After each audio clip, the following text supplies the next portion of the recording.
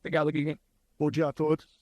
Muito bem-vindo à nossa apresentação. Hoje a gente vai falar sobre a hiperautomação no setor bancário, fazendo uma comparação entre o nosso mercado aqui na Latinoamérica versus o mercado norte-americano. Eu sou Marcelo Leopoldino, sou especialista em processos BPM, sou especialista em inteligência artificial, trabalho na NT há alguns anos com hiperautomação utilizando Camunda.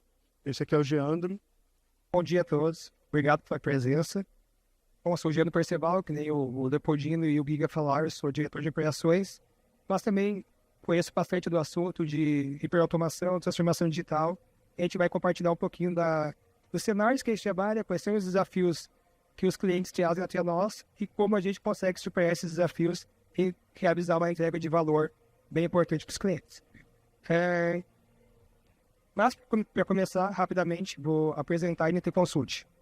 Nós somos uma empresa com 21 anos de atuação,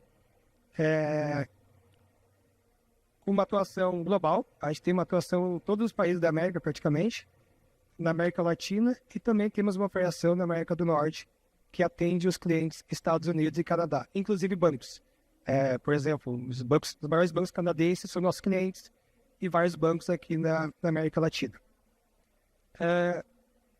Nas nossas 3 linhas de serviço, uma delas nós temos o Hub de hiperautomação, e dentro desse Hub nós temos uma parceria muito forte com a Camunda, que é um BPMS alemão, que a gente trabalha desde 2016. E muitos dos cases, ou praticamente todos os cases que a gente vai apresentar aqui hoje, tem por trás uma ferramenta robusta que faz a orquestração dos processos de negócio e orquestrações técnicas do serviço dos clientes.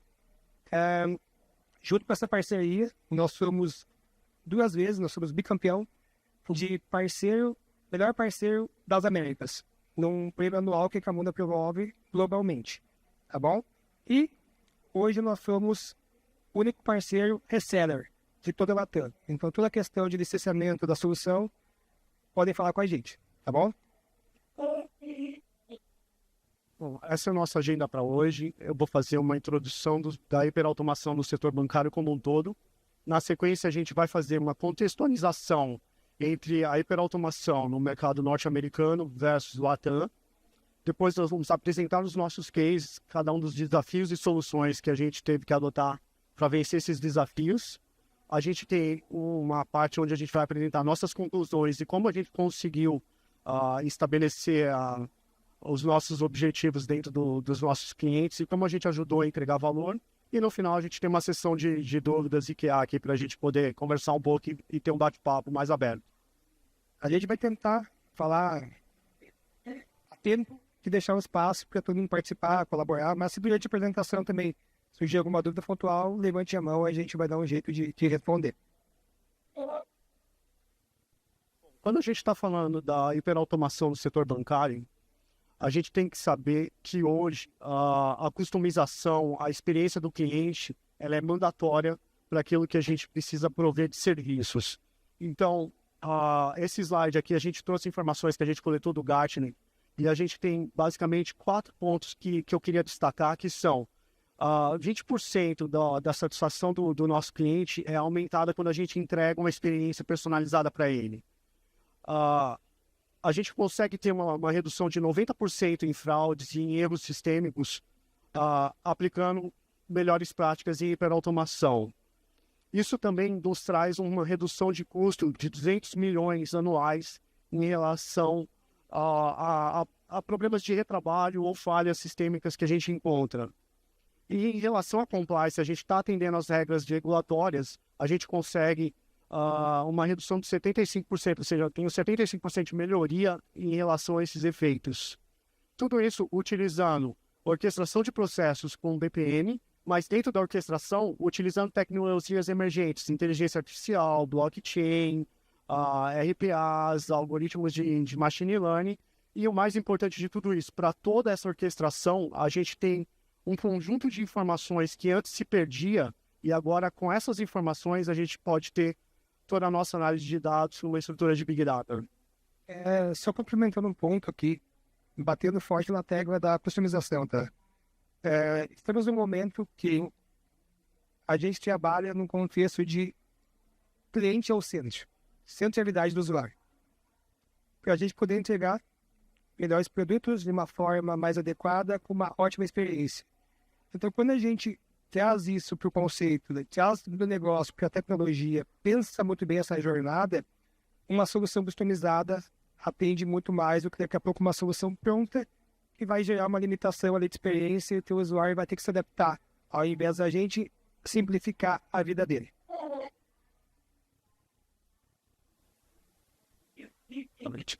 Bom, a gente separou agora essa contextualização de Latinoamérica e Norte América. Então, eu queria apresentar para vocês alguns pontos que a gente entende aqui na hiperautomação no nosso lado, aqui na Latinoamérica. A gente vive num mercado onde a gente passou por diversos problemas econômicos e a gente também tem diversas instabilidades políticas, especialmente nos nossos vizinhos aqui de fronteira. Por causa desse cenário, a gente foi obrigado a ter um nível de agilidade muito mais rápido do que o encontrado na América do Norte. Isso fez com que os bancos nacionais, os bancos brasileiros e os bancos dos nossos vizinhos tivessem uma evolução muito rápida e muito dinâmica por causa desses desafios.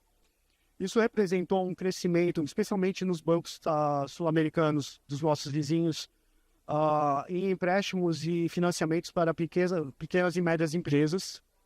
Isso também trouxe uma agilidade rápida na digitalização dos bancos chilenos. E por causa desse cenário, hoje eu posso dizer que os 4 maiores bancos da América Latina concentram mais de 50% do market share.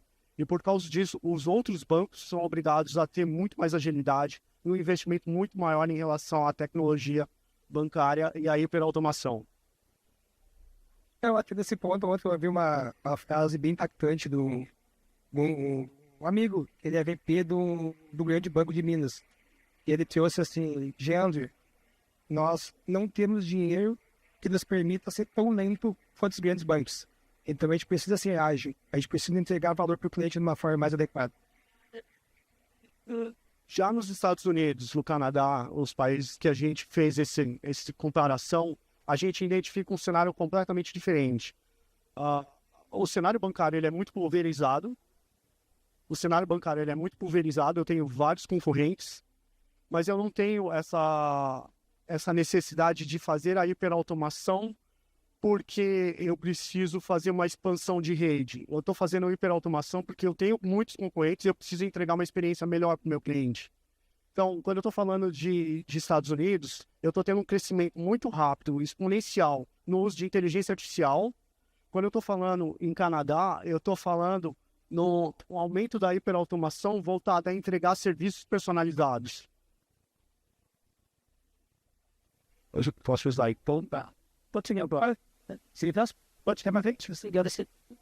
Esse é um slide que a gente vai mostrar em várias apresentações hoje durante o dia. É um modelo de maturidade que a Camunda propõe. E quando a gente fala desse modelo, a gente tem que entender que eu tenho diversas empresas em diversos níveis de maturidades. Algumas empresas estão começando com orquestração de processo e hiperautomação, outras empresas estão mais avançadas. Então ali eu tenho o estágio 0, que é onde a organização basicamente não tem processos mapeados, não tem processos automatizados, e conforme eu vou subindo no meu nível de maturidade, eu tenho a adoção maior da tecnologia. Se eu colocar isso num gráfico de crescimento, eu vou sair de uma empresa de nível 0, e conforme eu vou aumentando a minha evolução tecnológica, eu vou subindo nesse gráfico e entregando mais valor. Até que em algum momento da hiperautomação a gente atinge o nível 4, que é o nível esperado, onde eu tenho a adoção de estratégias voltadas para a hiperautomação, para entregar valor para o cliente, incluindo todas essas tecnologias de uma forma que o Camunda possa orquestrar e trazer uma entrega de valor mais rápida. Talvez aqui uma sugestão comece pequeno. Não tente fazer tudo ao mesmo tempo.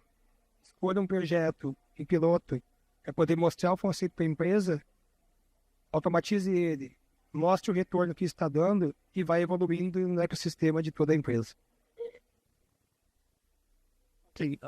Quando a gente pensou em fazer essa apresentação, a gente estudou os nossos clientes e a gente percebeu que basicamente a gente recebe 3 tipos de desafios. Ou a gente tem problemas de penetração bancária, a gente precisa expandir o market share do nosso cliente dentro do mercado. Ou a gente tem um problema de tecnologia, o cliente está defasado em relação aos concorrentes. ou a gente precisa atender alguma necessidade regulatória. Ou eu estou sendo impactado por normas do Banco Central, ou eu estou sendo impactado por normas de algum órgão regulatório. E aí a gente separou os nossos cases que a gente vai falar agora com vocês.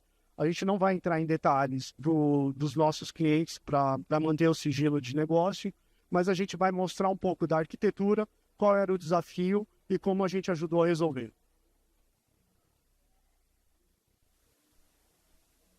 Esse primeiro case é um grande banco na América do Norte e eles estavam com problemas de acesso aos clientes, aos seus produtos. Eles precisavam expandir essa base. A solução que a gente propôs para eles quando eles apresentaram todas as dificuldades foi: a gente vai precisar mexer na sua arquitetura de processos, a gente vai precisar integrar os seus canais e permitir que sejam produtos omnichannel. Eles estavam limitados muito à entrada via internet banking ou à agência. A gente precisou criar novas ações de entradas para eles. E aí, com isso, a gente começou a coletar mais informações a partir do onboard desses clientes no banco.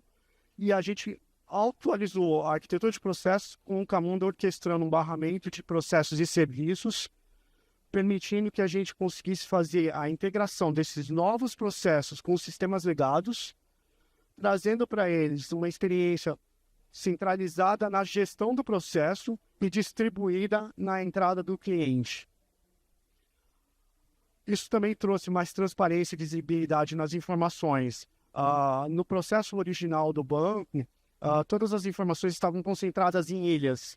Hoje eles conseguem extrair informações em tempo real de como está a gestão, desde a entrada do cliente até o momento de saída desse cliente no desligamento, no churn dele.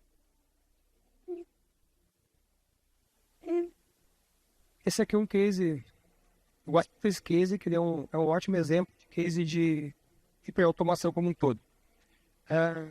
Esse aqui é um banco nacional, tem hoje mais ou menos 5 trilhões de clientes. Quando a gente começou esse projeto, tem várias etapas nos últimos anos, eles há pouco tempo haviam deixado de ser uma financeira e tornado-se um banco. E o grande desafio deles é: precisamos conseguir mais mercado. Então o desafio inicial, tem várias etapas, digamos assim, mas era de disponibilizar na conta digital. E aqui, conta digital, estou falando em 2017, começando em 2017 e 2018, onde era bem menos do que hoje em dia, que está mais pulverizada essa questão de conta digital. Então nós tínhamos um desafio de criar uma arquitetura nova, automatizar o processo de abertura de conta digital e precisávamos de uma ferramenta de automação para isso. Então nós entramos ali em toda a questão de integração. Nós usamos Camunda, esse banco usa Camunda até hoje para todos os processos, e a gente conseguiu, projeto desafiador ali de 4 meses, colocar no ar o aplicativo e as pessoas poderem abrir a conta. Era um desafio, né? Todo dia de manhã a gente ficava cuidando o que o marketing havia colocado na grade da Globo de propaganda.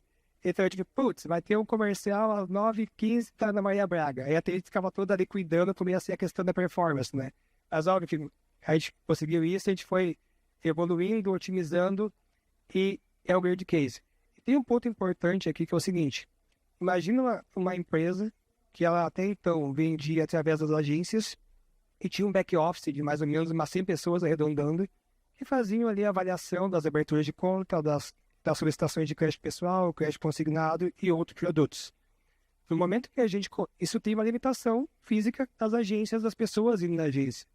No momento que eu coloco um aplicativo na rua mais aberto, o volume eu não controlo. Então eu não posso prever que eu vou aumentar em 10 vezes o meu back-office de sempre abrir pessoas.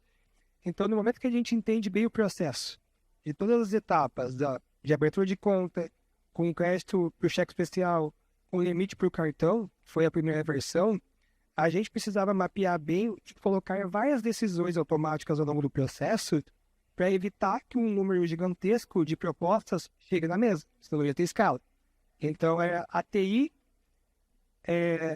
junto com a área de negócio, entrando mais, faz a área de back-office junto, dizendo: eu não suporto que tudo venha para cá. Então era um desafio, a gente conseguiu atender.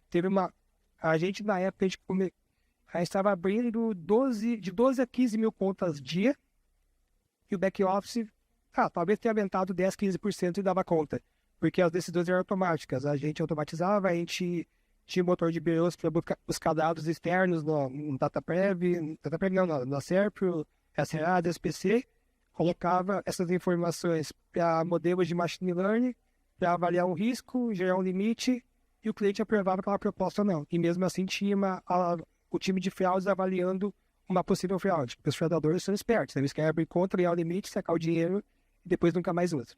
Tá? Então, esse é um case, depois a gente vai falar nas confusões, a gente colocou aqui como penetração bancária, mas ele também é um case muito forte de tecnologia. A gente começou lá em 2017, 2018 com a abertura da conta digital, mas hoje esse banco é um ótimo exemplo de omnicanalidade, porque os processos de originação de produtos, eles são alimentados pelo aplicativo mobile, pelo Salesforce rodando na agência, pelo WhatsApp via chatbot que faz a venda e encaminha para o processo, via um parceiro, um outro banco que faz uma venda de consignado e encaminha para ali, via uma URA, enfim. O ponto é, o mesmo processo, o mesmo entendimento de negócio, ele permite que diferentes canais embarquem e o cliente consiga daqui a pouco começar a venda no WhatsApp. Ele ficou com uma dúvida, até aqui o público é 53+, o público-alvo desse cliente, ele vai numa agência finalizar uma contratação porque ele ficou numa dúvida, não tive a confiança, enfim. E o gerente de negócio consegue rapidamente entender onde aquilo está e dar prosseguimento.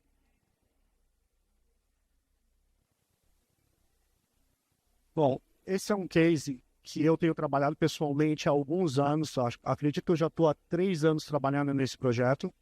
Ele é um banco norte-americano, é um top 10 banco norte-americano. E o desafio desse case é fazer uma mudança, uma transformação digital na arquitetura do banco para poder atender clientes omnicanais, né, por diferentes entradas, só que entregando uma experiência de negócio para o cliente que seja efetiva e que faça diferença. Então, quando eu estou falando, por exemplo, num processo de mortgage, de financiamento hipotecário, que a gente automatizou com esse case, a gente tinha um período de avaliação de documentação, desde o momento da solicitação até a liberação do financiamento, de aproximadamente 60 dias. E hoje isso está acontecendo em 5 dias. Desde a entrada da solicitação desse cliente até a entrega, a gente passou de ter tarefas manuais, onde eu teria formulários que foram entregues pelo escritório de solicitação na agência, a validação de documentação, tudo isso automatizado, orquestrado por um fluxo Camunda, utilizando diversas tecnologias. A gente tem RPA, a gente tem inteligência artificial para validar documentos e confirmar que as informações estão válidas. A gente tem o Quadient para fazer a geração de comunicação e envio de notificações para os clientes. Eu tenho muita coisa aqui em RPA usando Kafka, mas o Kofax, tudo isso integrado com Kafka para poder notificar os diversos sistemas do banco. E o carro-chefe desse processo é a geração de checklist dinâmico para cada perfil de cliente que a gente tem. Existia um problema muito sério nesse banco, porque quando alguém fazia uma solicitação para fazer um empréstimo ou qualquer outro produto, eu precisava gerar uma lista de documentos ou uma lista de produtos que eu precisava validar, e tudo isso era gerado com uma série de planilhas Excel. E todas essas planilhas foram substituídas por uma série de regras de negócio orquestradas usando tabelas de decisões do Camunda. E essas tabelas de decisões, elas são aplicadas em série e muitas vezes em looping. Então, eu preciso validar uma regra. Por exemplo, se eu estou fazendo um empréstimo para a minha conta, e a minha conta é uma conta conjunta, eu preciso validar os meus documentos e os documentos da outra pessoa. E são documentos gerados, personalizados para cada uma dessas pessoas. Uma outra coisa que eu também precisava fazer esse banco ele tinha um outro BPMS, ele tinha um outro sistema de orquestração de processos. E esse sistema, ele não poderia desaparecer. Ele precisava ser orquestrado dentro do processo no Camunda. Então, eu tenho aqui um outro BPMS que virou um microserviço dentro da minha arquitetura como um todo, E tudo que eu orquestro dentro desse outro BPMS, ele starta dentro do Camunda e quando ele finaliza a sua execução, ele retorna para o Camunda. Também é importante ressaltar que nesse processo a gente tem muitos legados e a gente não vai desligar esses legados de uma hora para outra. Então a gente está usando mensageria, nesse projeto especificamente Kafka, para startar mensagens que vão notificar esses legados e aí dentro desses legados a gente vai manter a informação atualizada. Com isso, a gente também passou a ter monitoria online dos processos e das instâncias. A gente sabe exatamente onde cada cliente está, no momento que ele entrou até o momento que ele saiu. E a gente tem essa informação alimentando outros sistemas de inteligência artificial do banco para ajudar na tomada de decisões. Eu até comentei, eu me lembrei de uma questão do outro case, que é, além daquele desafio que a gente teve de colocar a abertura de conta digital e depois automatizar a venda de todos os produtos em todos os canais, o cliente também tinha um desafio para deixar o projeto mais divertido, migrar um core bancário.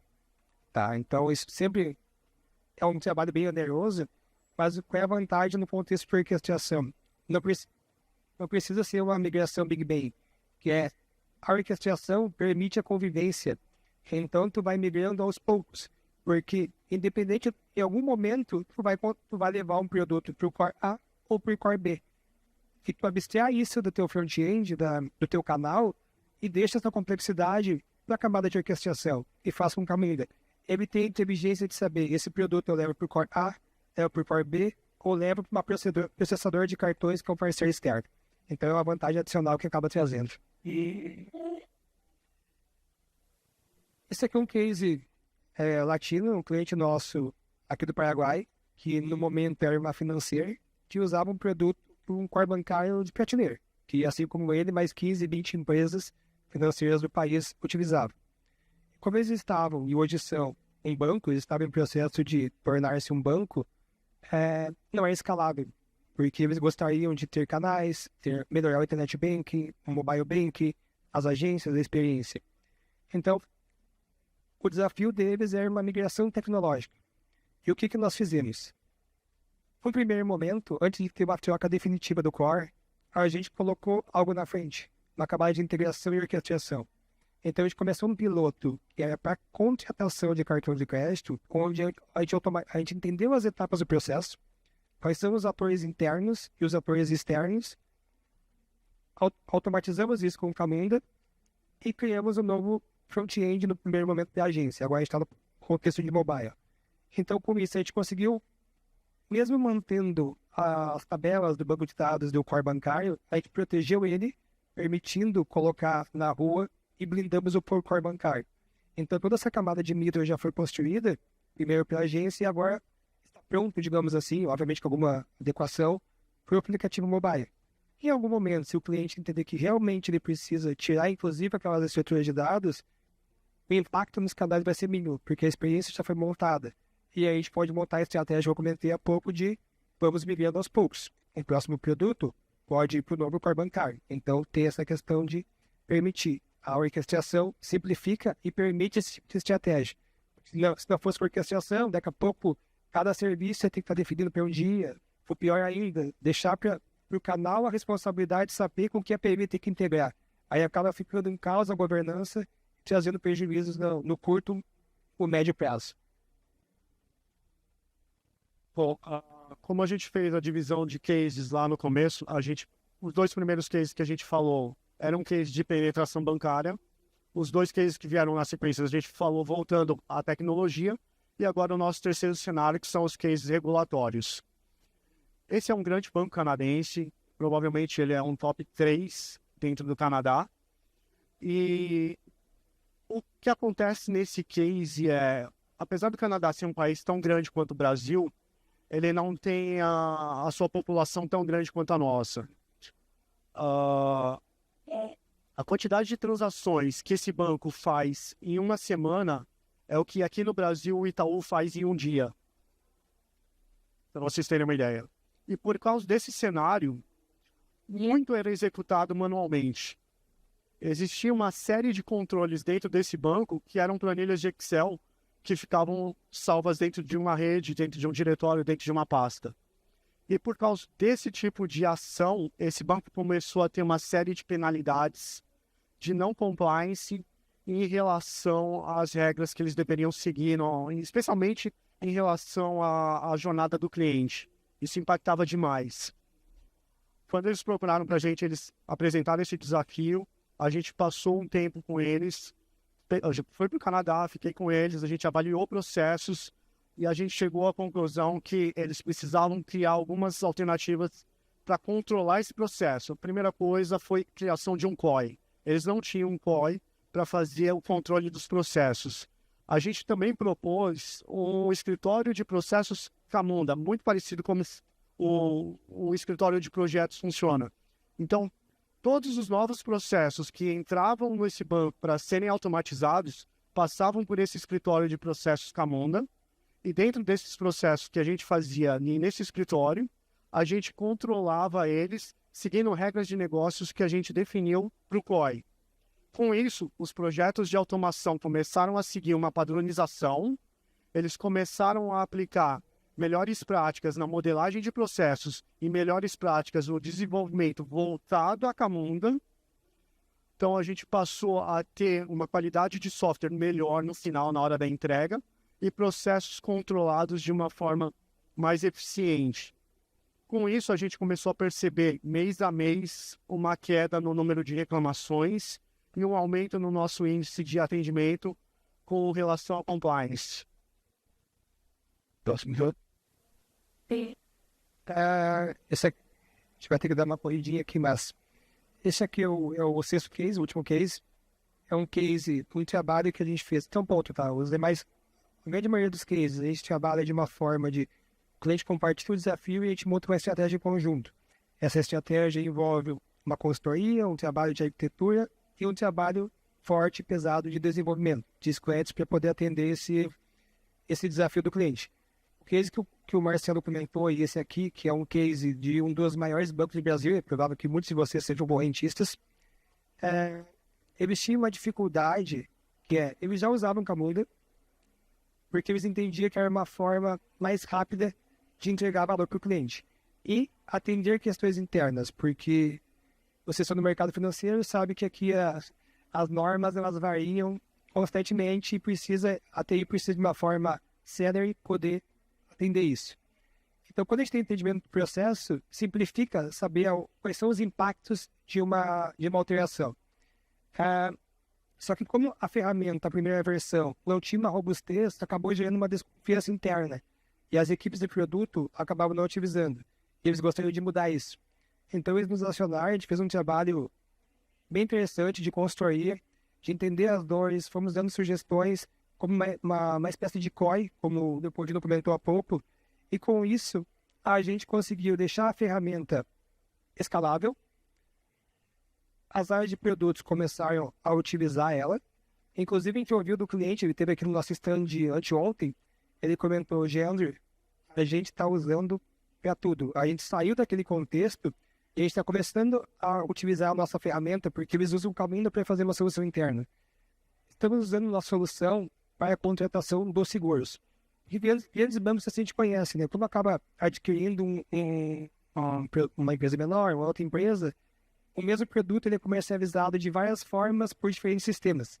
Então aqui está tendo um trabalho de unificação e por trás o conceito de BPM e com uma solução como o Camunda que permite uma escalabilidade e permite, o que a gente falou mais cedo, uma customização, entregando uma ótima experiência para o cliente, mas também não deixando de atender a questão legal, a questão jurídica, a questão de compliance, tanto interna quanto normas externas da instituição. Só uma informação extra ali nesse slide, não precisa nem voltar, Jean, pode manter. Tanto para o nosso case no Canadá, quanto para esse case, uma ação que a gente precisou tomar, que foi de extrema importância, acho que foi um dos pontos matadores, foi eu tinha analistas de negócio fazendo mapeamento de processo e de regras de negócio, e eu tinha uma equipe de desenvolvimento trabalhando. As duas equipes, cada uma em sua limitação, não se comunicavam muito bem. E o treinamento específico para a equipe de negócio e para a equipe de desenvolvimento na ferramenta proporcionou um alinhamento na comunicação entre os dois times. Isso foi crucial tanto no projeto aqui no Brasil, quanto no projeto canadense. Feito isso, é o que a gente chama de ele diminui o gap de comunicação e entendimento entre negócio e tecnologia. Porque em conjunto, ambos entendem a necessidade, representam isso no modelo e a TI vai lá e automatiza. Esse slide aqui, a gente já está quase no finalzinho da nossa apresentação.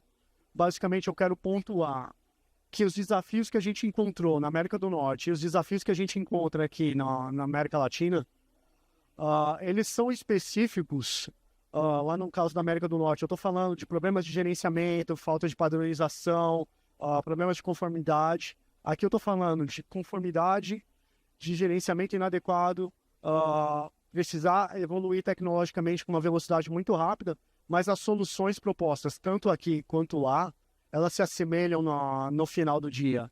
A gente precisa recomendar melhores práticas, a gente precisa treinar nossas equipes melhores e a gente precisa ter uma arquitetura de processo e de software que seja aderente e que possa ser escalável para as necessidades do mercado que a gente tem atualmente. E até adiantando uma questão do próximo slide, uma coisa que é fato tanto em Latam e até mesmo na América do Norte, tu vai me contradizer depois, mas eu digo que sim, outras instituições financeiras de outros países, eles gostariam de entender mais os cases aqui do Brasil. Eu gosto de brincar que a gente tem o brasileiro, né? Então a gente precisa estar sempre à frente ali para atender questões de experiência, questões de segurança. Então, os sistemas financeiros e a questão de usabilidade está bem avançada. Então, a gente é procurado por instituições de outros países para entender como foi feito e como a gente tem o conhecimento fazendo aqui, acaba nos levando para também resolver um problema, um desafio de uma instituição de outro país. Tá, interessante, esse case eu gostaria de ter algo similar aqui. E aqui nas nossas conclusões, basicamente a gente finaliza a nossa apresentação apresentando alguns pontos em relação à compliance e à eficiência. A gente entende que a hiperautomação ela aumenta significativamente a eficiência operacional dos bancos. Com hiperautomação, a gente reduz a quantidade de erros humanos, especialmente erros humanos, e a gente coloca velocidade na entrega do produto para o nosso cliente. A gente tem uma óbvia evolução tecnológica, tanto na América do Norte quanto na América do Sul. Por motivos diferentes, a gente acaba evoluindo muito rapidamente o nosso parque, o nosso ecossistema. A gente aumenta o acesso bancário, especialmente aqui na América do Sul, permitindo que o cliente tenha acesso a diversos produtos que o banco possibilita, que antigamente não tinha por falta de acesso aos canais. Agora eu tenho acesso a chatbots, eu tenho acesso a SMS, o WhatsApp, para poder falar com o meu banco. Tudo isso de uma forma muito mais rápida que 20 anos atrás, 10 anos atrás eu não tinha. E eu tenho uma experiência personalizada do meu cliente, o que vai fidelizar esse cliente, vai evitar que eu tenha um churning. E até essa última frase que o Leopoldinho trouxe, tem que encerrar, às vezes permite a continuidade de um negócio. Aí tem um case que não está aqui, aí fez um trabalho de transformação digital, principalmente focado a canais, para um banco peruano, 2019. Que até então o atendimento era puramente agência. Uma questão de internet bank, mas muito, muito pouco. Finalizando esse case, início de 2020. O que ocorreu no início de 2020? Veio a pandemia. Foi o timing perfeito, porque se a transformação digital não tivesse ocorrido, o banco ia ficar sem operar, porque estava tudo fechado. No caso do Peru foi bem grave a questão da pandemia, então permitiu a continuidade do negócio. Porque como os canais permitiam contratação de serviços, de produtos, o banco seguiu operando e as pessoas conseguiram ter ali o serviço prestado, o serviço financeiro para atender as suas necessidades. A gente queria abrir para vocês dúvidas, se alguém tiver algum comentário, alguma dúvida, algum ponto relevante que queira trazer para a gente.